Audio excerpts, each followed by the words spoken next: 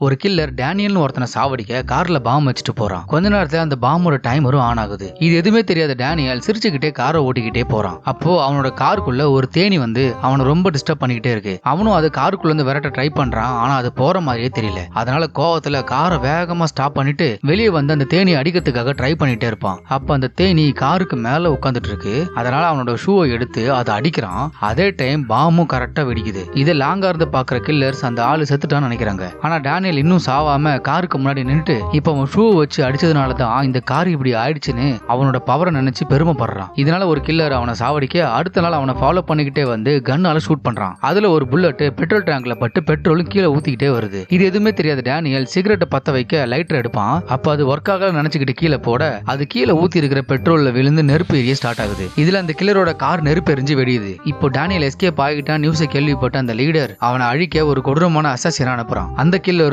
Daniel இப்ப petrol bunk வரதை பார்த்துக்கிட்டு அவன் பின்னாடியே வரான். அப்ப டேனியல் பெட்ரோல் போடுறவங்க கிட்ட பெட்ரோல் போட சொல்லிட்டு பின்னாடி சைடு போறான். அப்ப பெட்ரோல் போடுறவனும் கார்ல இருக்கிற ஓட்டைய சூவிங்கத்தை வச்சு அடைச்சிட்டு பெட்ரோல் போடுறான். அப்ப டேனியல் அவனோட தலையில வாட்டர் கன்னை வச்சு வாஷ் பண்ணிட்டே இருப்பான். அப்ப அந்த அசாசியன் மயக்க மருந்த கச்சிஃப்ல ஊத்தி எடுத்துட்டு வரான். அப்ப அந்த வாட்டர் கன்ல இருக்கிற ஏர் அசாசியன் வச்சிருந்த கச்சிஃப் மேல பட்டு அது அவனோட வாய்க்குள்ளேயே மாட்டிக்குது. இதனால அவன் கீழே விழுறான். அவன் மேல எல்லா டயரும் விழுது. இது எதுவுமே தெரியாத டேனியல் கார் எடுக்கிறதுக்காக போறான். இதனால கடுப்பான அசாசியன் எழுந்து வர பாக்குறான். அப்ப டயர் பிளாஸ்ட் ஆகி அவன் பறந்து போறான்.